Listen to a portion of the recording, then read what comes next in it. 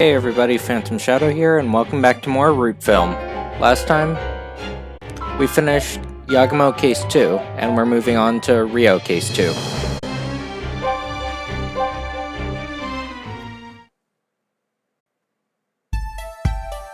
Riho Part 2 Prologue.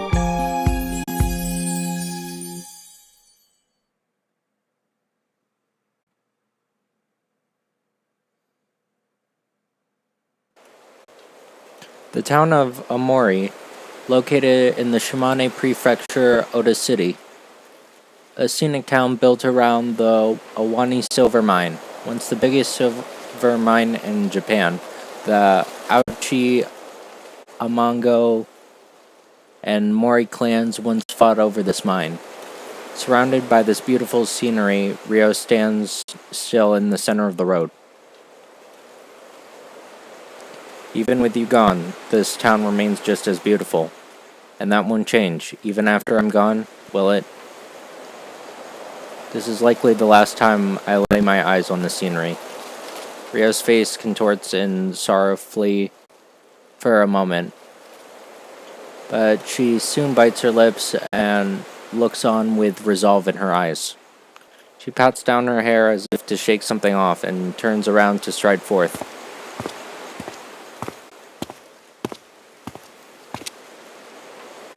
But soon she stops her stride. Her expression blooms into a smile. How's that, Manabe? It was okay, not bad. Manabe, who was holding the camera and recording, walks up to Riho as she gives her a fair assessment. They used the first bit of free time they had in a while to scout out their next set in the Owani silver mine. Not bad, huh? Can't say I'm convinced. Who are you trying to imitate with that croak tone of voice? Riho ignores Manabe's anger at her impression of her and sinks into thought. I get the feeling I could do better, though. What can I improve? Can we give it another go? Another one? How many times are you gonna try? Despite her griping, Manabe turns the camera towards Riho again. Alright, take number 5. 3, 2, 1, action. Even with you gone, this town remains just as beautiful, and that won't change even after I'm gone, will it? This is likely the last time I lay eyes on the scenery. How do you like that? I tried putting a different spin on that line. I think it's a bit better? Oh, that's high praise coming from the dragonfly of low scores. Who are you calling a dragonfly of low scores? Manabe can't help but exclaim at the odd expression. And then that's when it happened. Huh? Bravo, brilliant acting. A woman clad in a gaudy urban dress that appears to be in her mid-30s approaches Riho. That acting back there, you're something real special. Give me a second. Huh? Definitely in the showbiz. Even with looks like yours, you don't look the type to make ugly demands. You're not just pretty, you got good confidence behind it. And even though you're not that famous yet, you've got enough trust built up with your manager to joke around. In other words, you're a hardworking actress that's on the verge of breaking out while using swimsuit modeling to build up clout. How do you figure all that out? Yeah, everything except the hardworking part. Huh? You got a problem, miss? Ignoring Riho, who has no comeback, Manabe turns to face the woman. Who might you be? You don't look like a tourist.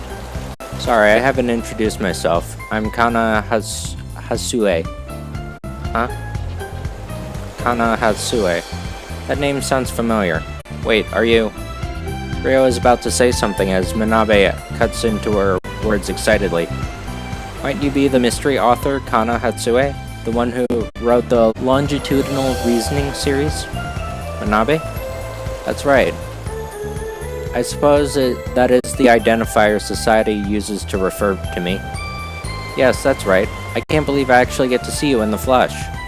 What are you, a broken record? I read all your works, and I've always been a big fan of yours. Hey, calm down. Your pronunciation's all over the place. That was improper of me. Sorry, I just got a bit excited. Oh no, thank you. I'm always happy to meet a fan. I'm Manabe, Rio's manager.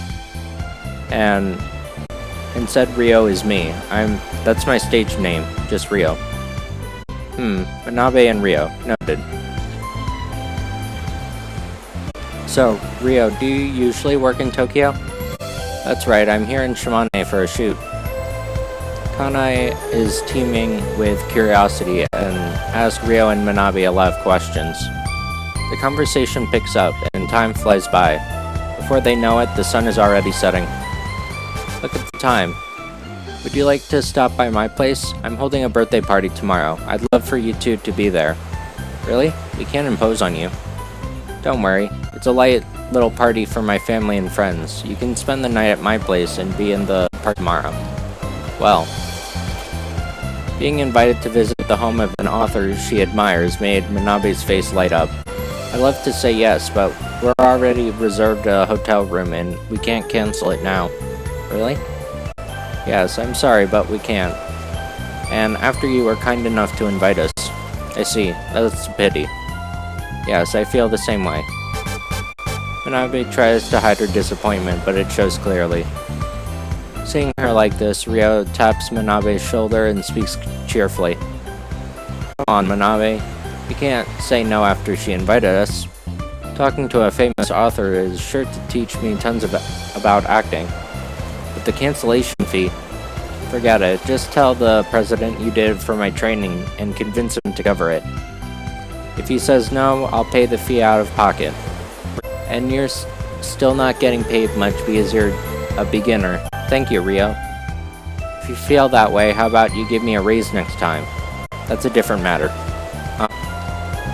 And so the pair find themselves spending a night at the mystery author Kanai Hatsue's estate. Kana drove them by car south from Omori-machi along the 46th highway. They then crossed the intersection with the 166th highway and pulled over along the side of the road. Past here is my estate, the Copernicus Hall. Copernicus Hall? Yes, I operate on Copernicus ideas, hence the name. Fits a mystery author's house, wouldn't you say? That's a lovely name. Well, while we're talking, you can see it there. With that said, Kana points at the mountain near the Awami silver mine. The Copernicus Hall was worthy of its name. It's a beautiful Western-style house that has something of a mysterious atmosphere to it. Whoa, looks like a kind of place you can experience a mystery story in. Riho, that's rude. You make it sound like a murder could happen there. Right. It's fine, I picked the plot with that impression in mind. With what in mind? A building that just screams mystery. I figured living here might serve as inspiration for my writing. I see. She built a whole house just for writing inspiration? Genius authors really are strange, huh? Wait, didn't Manabe poke fun at me for liking mystery novels? But she likes mystery novels. Kana's novels are categorized as light mystery. They focus on the characters rather than the case or solving the mystery. Riho prefers orthodox or neo-orthodox mystery, so she isn't as familiar with this type of novel. But it's still a best-selling mystery author's house. This is pretty exciting. As the thought crosses Riho's mind, the car pulls over in front of the estate's entrance. Alright, come in and make yourselves at home. I'll show you around.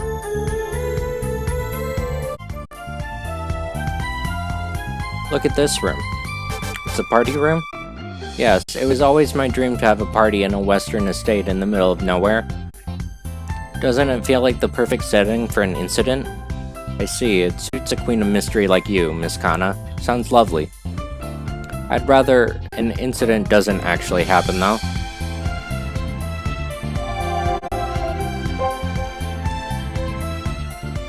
Whoa, there's even a stage here. It's for if I or one of my guests need to hold a speech. Maybe you or Manabe could do that tomorrow? I'm sure it will be exciting.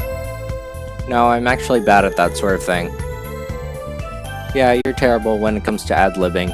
Maybe I should have you overcome that for your next test. I'll try. Seems tomorrow's party is being set up. A woman is moving hurriedly between the tables, putting up decorations. Hiro, wait. The woman notices Kana's voice.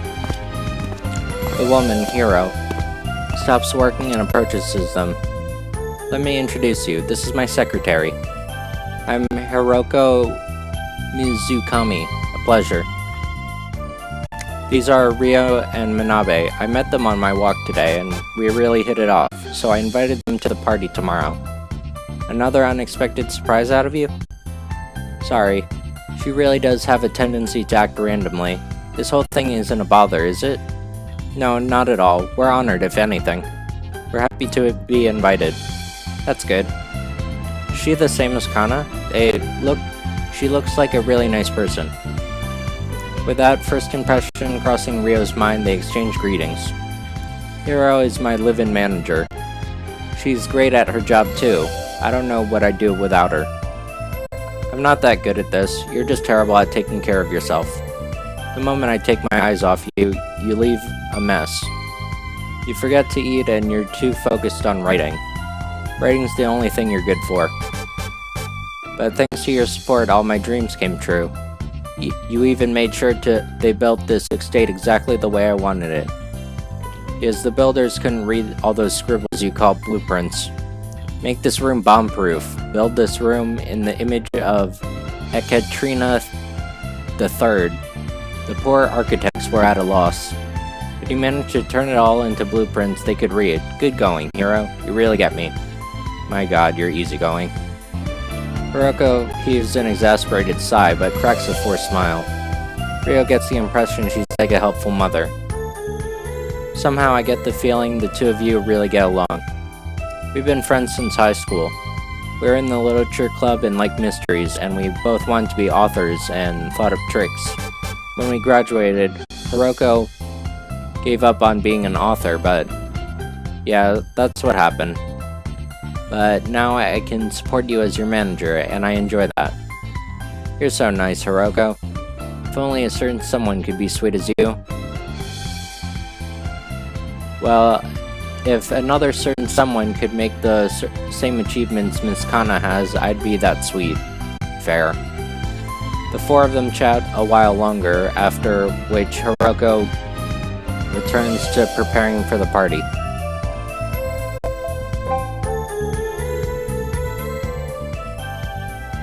Kano, could you come over here, please?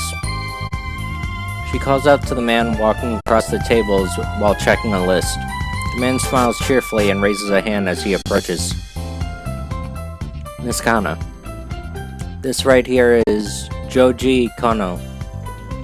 He's the chef in charge of cooking for tomorrow's party. He came all the way here from Tokyo just for the occasion.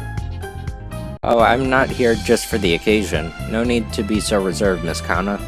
I'd come over whenever you call for me. But of course, compared to your beauty or your novels, my cooking isn't even the garnish adorning the main dish. You always exaggerate. Not at all. You're as natural and lovely as ever, Miss Kana.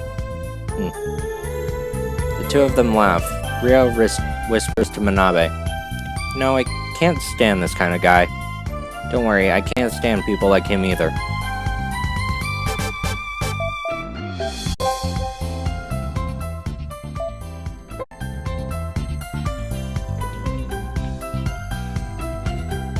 This room seems familiar. Velvet floors and high-class furniture, a room decorated by antiquated works of art. The lavishness of the room made it clear to Riho and Manabe that this room is for accommodating guests. This is a parlor, but, there's someone here. True to Kana's words, a man clad in a suit is sitting in the parlor. Hearing Kana's voice, the man hurriedly stands up and approaches them. My, Miss Kana, there's someone here? That's a bit rude, don't you think? We promised to meet today and draft your latest work plot. Just where have you been all this time? Sorry, I completely forgot and went out on a walk. Walk? I mean, look at the weather, it's such a nice day.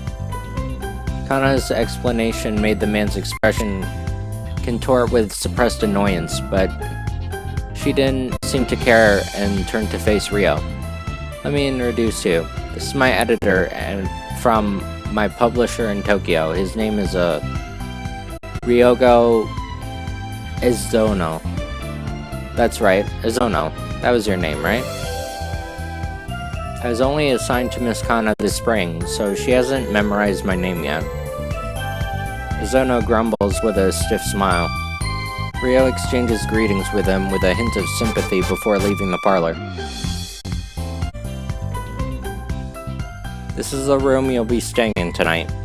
Kana leads them to the 4th guest room on the Copernicus Hall, 2nd floor. This is such a pretty room. Much better than some hotel. Riho looks into the room. The room's basic theme was the color white, and the ornaments had a soothing atmosphere. There's a bit of a secret trick to this room. I'd be happy if you tried to figure it out later. Secret? Yeah, check it out before you go to bed. I'm sure you'll have fun. Huh?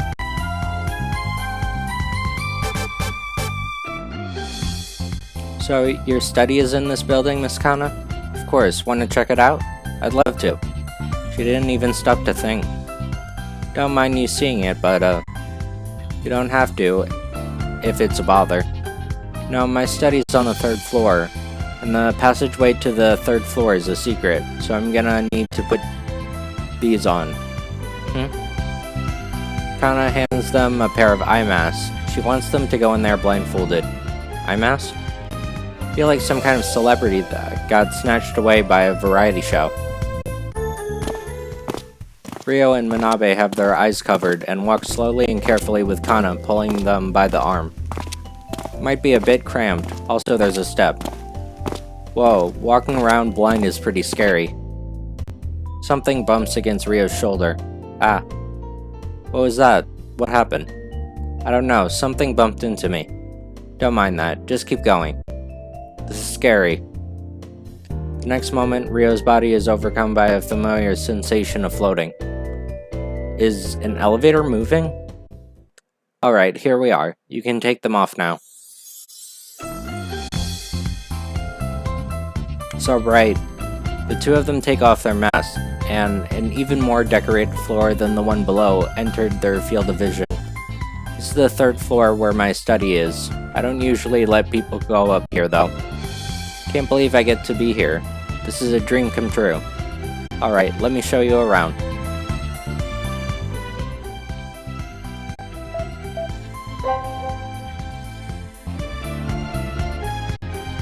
This is the bathroom. It's white and clean looking. An eagle relief built into the pillars lords over the otherwise quiet room imposingly. Can't imagine taking a nice calm bath with a realistic eagle standing there. Despite being called a relief, it was very well made. Its piercing gaze seems to glare at whoever's in the room as if they were prey. It's a jacuzzi. It feels really nice. Even your bathroom is first class, Miss Kana. So, this is Hiro's room. She's been preparing the party right now, so she's out. The manager's room? It's very neat and tidy. Just what I'd expect from your manager. Yeah, she's a very dependable girl. I trust her with everything. I don't know what I'd do if she left. You and Hiroko live together here?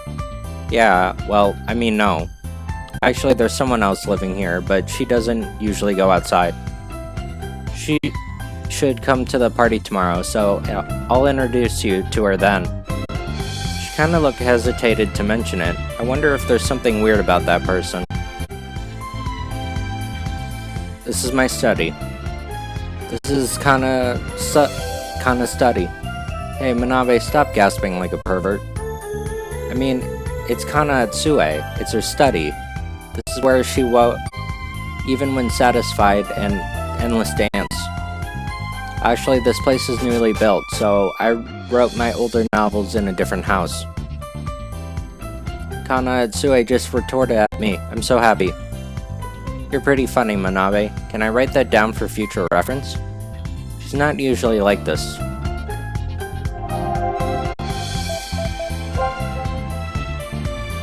Look at all these books. That's just some of the books I have.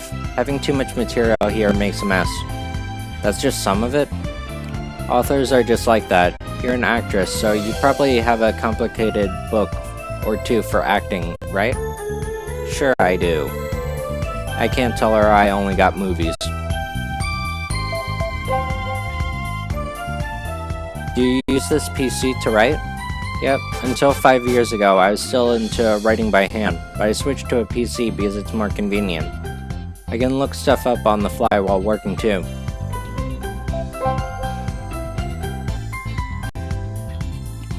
The pipe thing over there, is that a heater?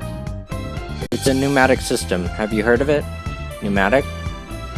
Maybe you saw it in old movies? It uses air pressure to send capsules between rooms. There's a reference room downstairs, so I have documents sent up to me using the pneumatic system. Can't you just use a little elevator?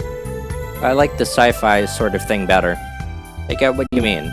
There's kinds of gadgets that feel like old-styled sci-fi. It's great. Exactly, you get it. Yeah. She's so happy, Kana complimented her.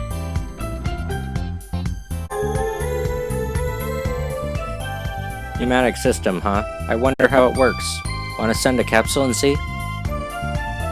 With that said, Kana places a capsule in the pipe, opening and closes the door. She presses a red button nearby, and whoosh. The capsule slides down with a sound of air being sucked. So it's like this, and it climbs up from below the same way. That's really cool, right? A bit of playfulness keeps my study fresh while I work.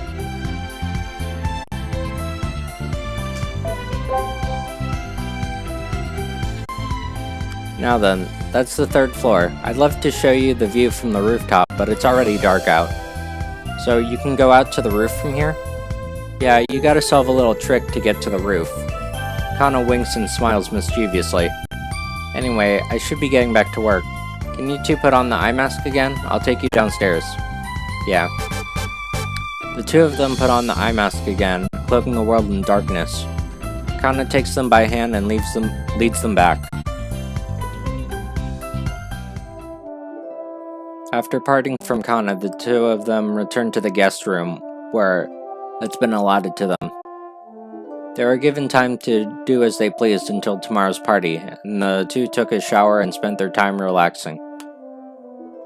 Today was a day and a half. I'd probably sleep like a rock tonight. Really? I'm probably too excited to sleep. Can't believe I was invited to the Kana Atsue's house. It's like a dream come true. Miss Kana. She's as eccentric as you'd expect a best-selling author to be. By the way, didn't Miss Kana say there was some secret trick to this room? What do you think she meant by that? I don't know. Let's investigate it. There you go again. You could be better off if you didn't stick your nose where it doesn't belong. It is too where it belongs. The fact that she went as far as to tell us there's a secret here means she wants us to solve it. In other words, this is a challenge from the mystery author, right? Does kind of pique my interest when you put it like that. Right, let's figure this out before we go to bed.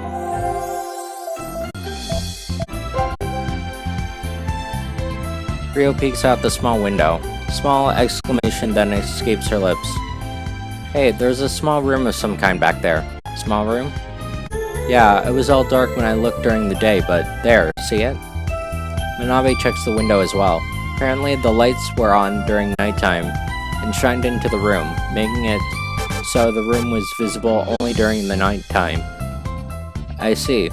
It was set up so you can't see it unless there's lights on, There's something in there. There's a small table in the room, and on it sits a transparent pouch with a ribbon attached to it.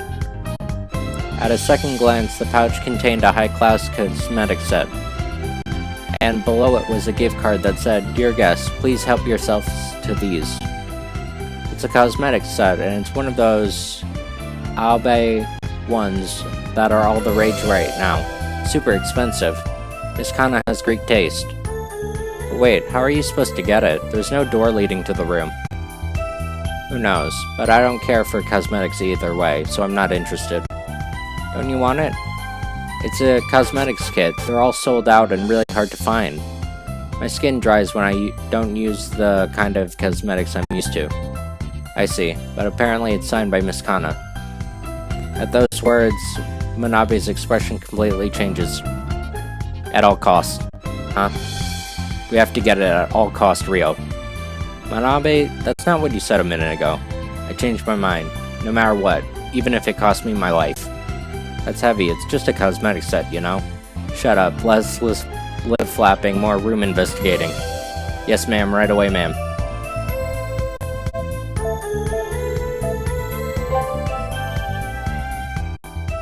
There has to be a hint somewhere. Let's look more carefully. I have to get to it, no matter what. It will be my family treasure. Why do I get the feeling she won't let me use it?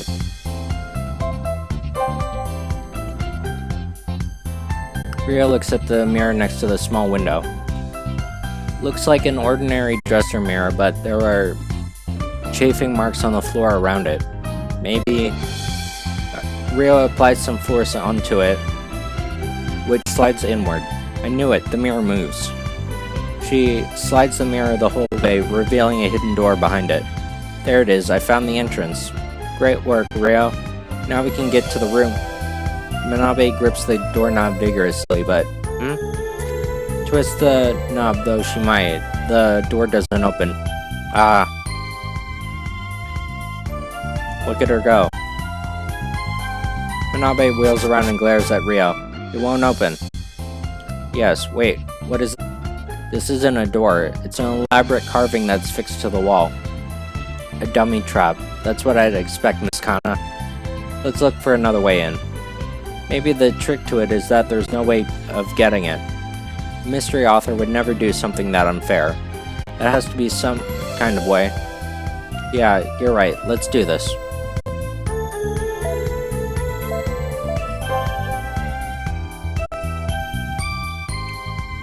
Maybe we can't go into that little room from this room?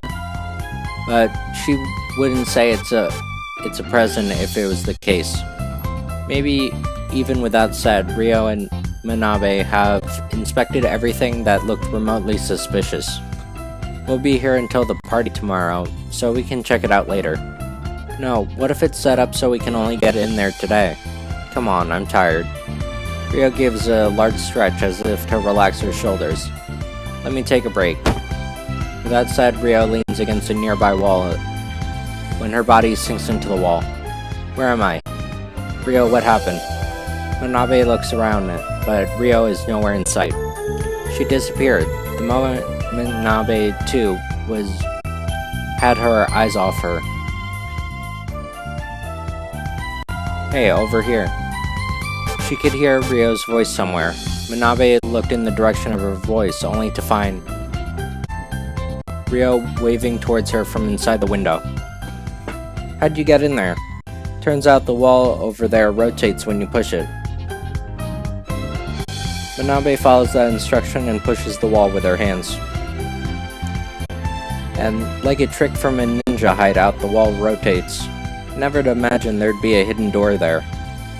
The door at the mirror was totally a red herring. And now we got the cosmetic set. Can't wait to try it out. Riho enthusiastically reaches for it, only for her hand to be slapped away. What are you saying? It's obvious Kana's signature is more important than the cosmetics. I'll be taking care of this, thank you very much. You can just take it back after I'm done with it. No, their value might go down if you leave finger marks on them. That's awful, I'm an actress, you know? After that, the signed cosmetics were left under Manabe's watchful gaze. And needless to say, after being forbidden from ever laying a finger on them, Riho could only weep bitter tears.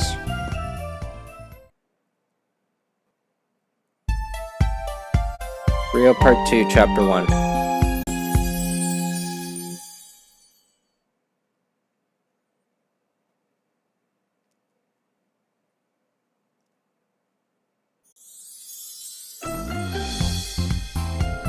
The following day turns to night.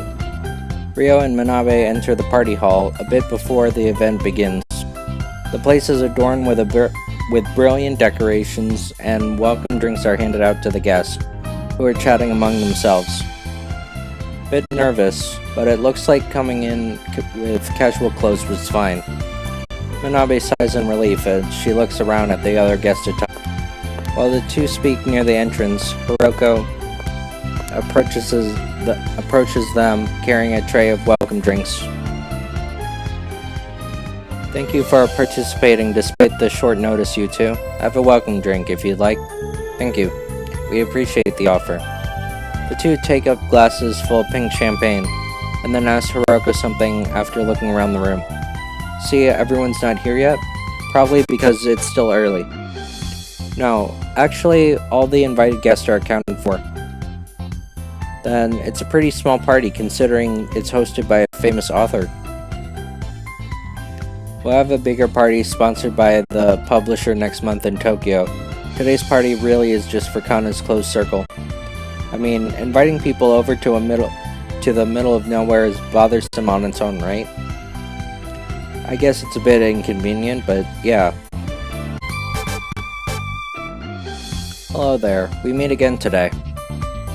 Zono greets them with a somewhat awkward smile. He looks a bit pale. You said you had a meeting with Miss Kana yesterday. Did it go well? I'm afraid she bailed on me. Well, that sounds... Bail like a gray whale? Huh? Told you to stop it with the trashy puns. I wonder if that's why he's so pale. Poor guy. Hiroko, who's that over there? They turn their gazes toward a young man standing alone in one of the corners. The moment Hiroko lays his eyes on him, and her expression clouds over. Over there is Soichi. While spacious, was still at the estate's parlor. It wasn't possible for him to not hear Hiroko's call, but the man called Soichi simply gazes in their direction and looks away. I guess not, huh? Is he one of the guests? No, he's a relative of Kana, her younger brother. He's an artist, but he always shuts himself off in his room, so he's shy. Well, I guess that's what it boils down to. He's a bit antisocial, so it's hard for him to find normal work, so Miss Kana lets him live here. I see. There's apparently some family issues involved. Riho and Manabe decide not to talk about him for any further.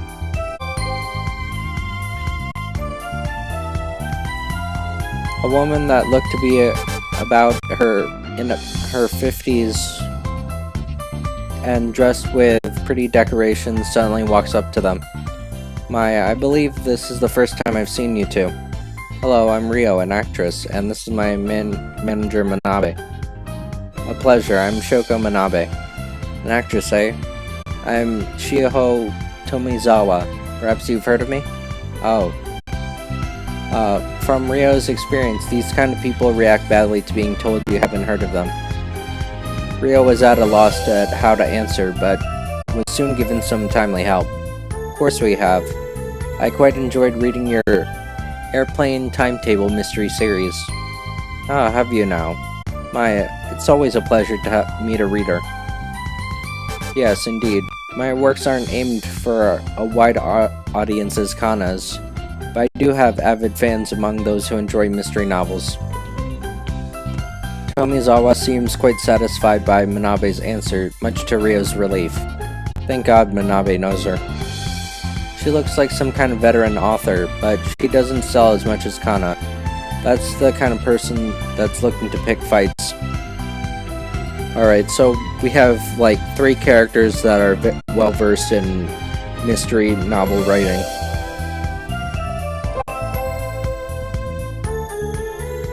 By the way, what made you decide to become Kana's manager? I guess we're kind of inseparable friends. We were part of the same mystery club when we were at school, and that's where we met. And before we knew it, we somehow ended up being friends. Yes, there was a time when I thought of tricks and wanted to write mystery novels too. It's a good thing I gave up and became a manager instead. So you've known Miss Kana since before her debut? I wonder how much of her work can be credited to you. Just to say, I mostly look after her. She's terrible at looking after herself, you know? My, us managers need people like her, who have talent but aren't motivated to do much else to exist. Manabe nods in satisfaction, seemingly awfully convinced by Hiroko's words. Does Manabe really think I'm that awful at taking care of myself? Why, hello everyone, thank you for waiting. A lively voice calls out as the chef Kano enters, pushing a trolley loaded with food. Kano moves the plates from the trolley to the tables with practiced motions. Looks great, but Miss Kana's not here yet. We couldn't start eating without the host. Riho and the rest of the participants in the party look around anxiously. The lights illuminate and go out at once. A blackout? Riho, you there? It's dangerous, so stay put. The guests raise their voices in surprise at the darkness enveloping the room. As if to drive a final nail, a bursting sound rings out. A high-pitched noise echoes throughout the room, the scent of gunpowder, and then a single spotlight illuminates the stage in the back of the parlor. Everyone, thank you for coming here today. Raising her hands like a magician, Kana appears. Now let's have fun tonight. With a moment of silence, the guests shower her with applause. Kana gives a satisfied smile at seeing her surprise was as effective as she expected and walks off the stage. Kana, how did you appear on stage like that?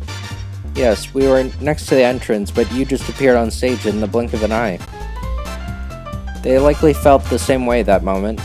They'd approached Kana once and asked her about her mysterious appearance. With that wonderful surprise to kick things off, the party begins.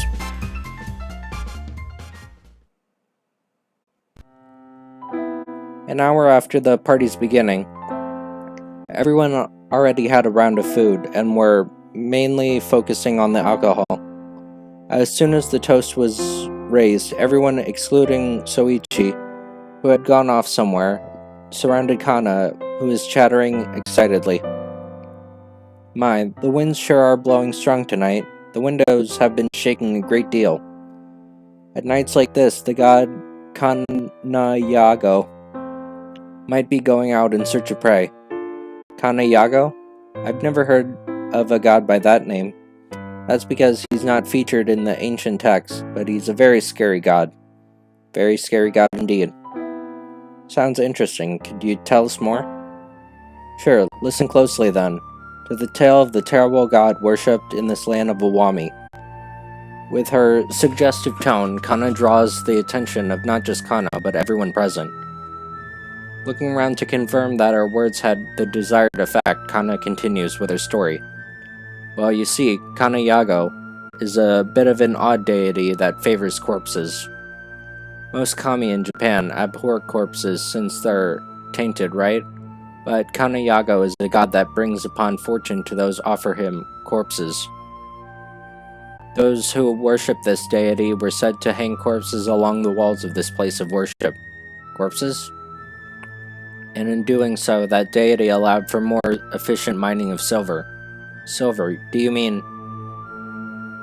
Yes, in other words, this deity was worshipped in this land, where the Iwami silver mine is, but that mine has long since been closed. No one left to offer it corpses. It is said that Kanayago flies throughout the mountains in search of new sacrifices. Can you hear? The sound of Kanayago's howl as it seeks sacrifice, mingled with the sounds of the storm. A chilling silence settles over the room. Indeed, they swear they heard something else mingled with the sound of the wind. But then Kana switched over to her cheerful smile. Well, that's just an old legend passed down. Yep. Right, it's just a legend. Indeed. Now then, everyone, let's switch gears and have some dessert. I'll go get it ready. That sounds good. Craving a bit of sweet right now. Everyone starts talking at once, perhaps noticing, hoping to dispel the frightening atmosphere. That was scary. It really fit the situation somehow. Yeah, that's a mystery author for you. She knows how to tell a story. She gets straight A's in that, but that story was pretty disturbing. Jeez.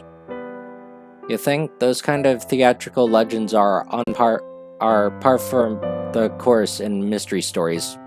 Well, that entrance was definitely theatrical. It was. How did she appear on the stage like that?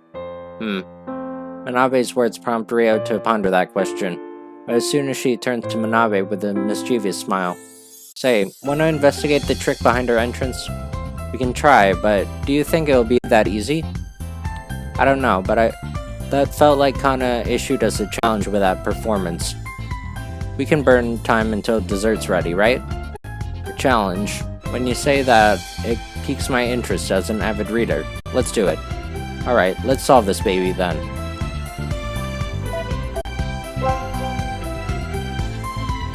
Earlier, Kano used this trolley to carry in the food. All the food's already on the table, so there's nothing left on the trolley. Why though? Something feels off. So, could she have ridden in the cart? Probably. And got out and appeared on the stage when the lights went off? The stage floor is covered with the remains of the firecrackers she popped when she appeared. The parlor lights only went out for a bit, so I can't see her running all the way to the stage in that brief moment. Perhaps there's a basement beneath this room, and she came from there? Well, Kana did set up a trick door in her guest room, so it's not impossible. They inspect the stage carefully, but don't find any tricks to the floor, or walls. Rio examines the trolley again. Rio felt something was strange about the trolley since earlier, and she sinks into thought, so as figure out what it is. Her face then lights up. Hey, isn't it weird that this trolley was just left here? What do you mean? No, I mean, it's a bad spot if you want to move the dishes to the table, and standing in an oddly slanted position.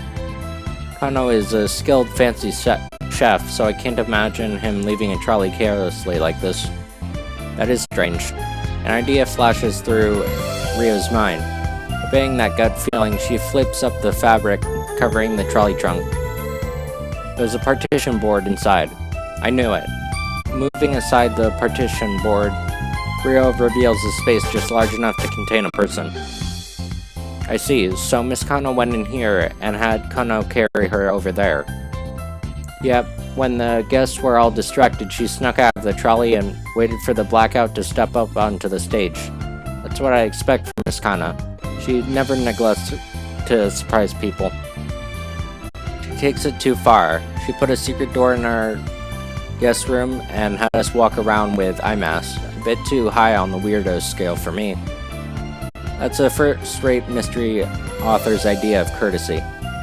Fine, let's leave it at that. Let's check with Kana and see if we got it right. Let's. Manabe exclaims as she looks around the parlor curiously. Kana disappeared from the room at some point, and the other guests noticed this and were whispering nervously. I haven't seen Kana for a while now. It's been over an hour, a bit long as bathroom breaks go.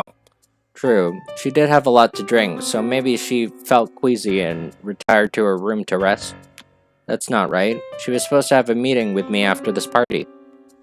If I don't have that meeting with her today, my editor-in-chief will kill me. I understand. I'll go look for her, so you wait in the reception room. Everyone else too. It's getting late, so you may retire to rooms we prepared for you. Hiroko says with a bow and leaves the parlor. Well, with Miss Kana gone, I believe we can call it a night. Yes, it was quite fun, but staying up this late will be bad for my skin. Following her, the guests began to go back to their rooms. Looks like they're wrapping it up, so let's head it back to our room as well. Like Miss Tomizawa said, staying up too late won't be good for our skin. And with this, the party concludes, and Riho returns to her room. As soon as they return to their room, Riho lets out a weird scream. Riho apparently carelessly leaned against the wall, causing the revolving trick door to rotate. What are you doing? You knew there was a hidden door back there. I completely forgot. Man, I should probably stick a warning to the wall so I can prevent this from happening again. But we don't have any tape on us. Sure we do. We have your push-up tape. How do you know about that? I saw it in my bag when you took out your cell phone.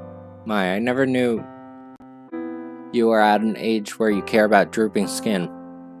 Riho, when we get back to Tokyo, I'll be filling up your schedule with workshops. Oh no. And here we go. After apologizing earnestly, she used the push-up tape and used it to plaster a warning written in permanent marker onto the wall. Now I won't forget about it, and leaned up against the wall. Manabe. You still mad at me? Been hearing a weird noise for a while now. Weird noise? It's like a low growling. Phrase memorized. Low growling sound could be heard. Come on, you're not gonna trick me with that. After cracking a little joke, Riho listens carefully. When suddenly they hear a low growling sound. I do hear it. It's weird. Right? It's coming outside the window. Doesn't sound like the wind. No way. Could it be that thing Kana mentioned? The god Kanayago? Can't be, it's just a legend. But we're definitely hearing that growling, and can't you hear it's getting closer? Kanayago was now wandering the mountains in search of his sacrifice. The two exchanged silent glances. Ah. The sound of a knock echoes throughout the room, making them jolt.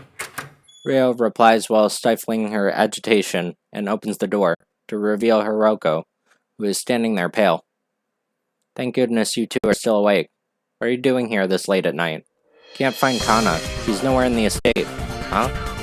She's nowhere in the estate? What could that mean? I don't know. She won't pick up her cell phone, so I thought we should look outside the estate. Could you help me out? Riho and Manabe unflinchingly nodded, and they agreed to help.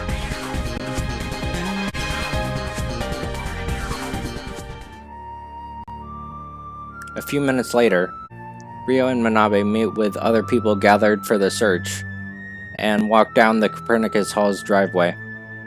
The others are everyone who had retired to their rooms after the party, with the exception of Soichi. It's a dark, twining path without any lighting, and everyone was given a flashlight to search with. Do you really think Miss Kana would go outside this late at night? I don't know, but she wasn't inside, so... My word, why must that girl always cause such a fuss? There's a lot of animal trails in the area. Can't imagine her going here when it's this dark. We're just checking to be on the safe side. Let's split up and check the trails. Yeah, let's divide into groups and check. Everyone splits up, which is the worst idea ever. Riho searches with Manabe, pointing a flashlight to lighten up the area. If this was a horror movie, the monster would jump out right about now. That's not funny. Almost feels like it might really happen. Or more like, whatever that made that growling noise. I can't hear it at all now that you mention it. It's so quiet. There's no wind right now either. Wait, so that wasn't the wind? It was really Kanayaga? No way. Both their flashlights intersected, lighting the darkness, but there's no sign of Kana. What was that? Manabe, there's something there. Miss Kana, is that you? They slowly approach. Manabe reaches into the bushes when a cat leaps out. Cat? This really is like some kind of B-movie. But the monster usually comes right after this. A gruesome scream echoes throughout the area. What now? That was Hiroko. It came from over there. Let's go. That unusual scream came from a hollow located near the Copernicus Hall. Said hollow is an old tunnel, one of several entrances to the Owami silver mine. And near the entrance sits a hunched figure of a person. Hiroko, what happened? Kana.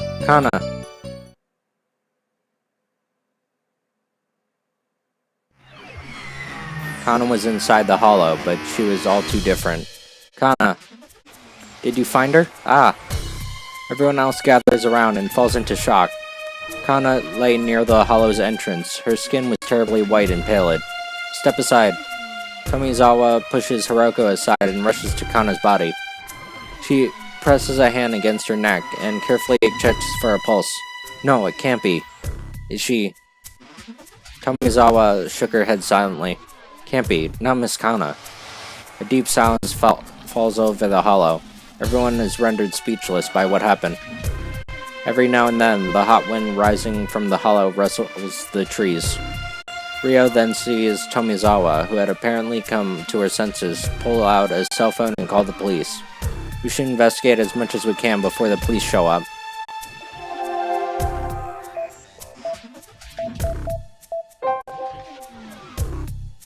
That tree, there are some fresh marks around the base of the trunk. It's like something was rubbed up against, but it cut pretty deep into the trunk. Memorized. There are scratch marks on the tree, near the corpse. What this is, I don't know, but something feels off. The rock around the hollow are glistening with night dew. It's hard to say for certain that with just flashlights, but there doesn't seem to be any signs of blood or struggle around here. Except for the blood right here. Riho strains her eyes, looking at the dead body's limp arms. It's hard to tell over the manicure, but there's some blood stuck behind her nails. Was this when she was trying to fight off the killer? Or maybe...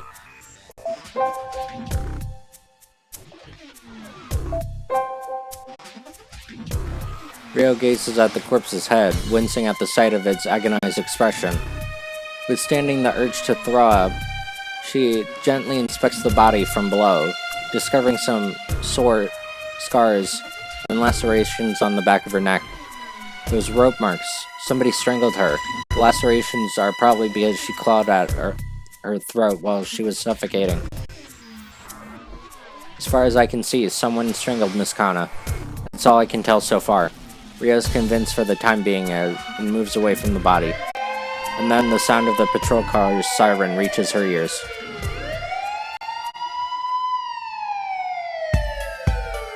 Riho Part 2, Chapter 2.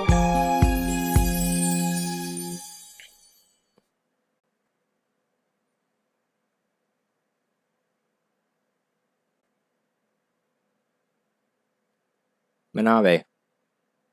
Listen to me. Huh? Manabe's eyes widen as Riho shakes her shoulders. Are you alright? It looks like you had a nightmare.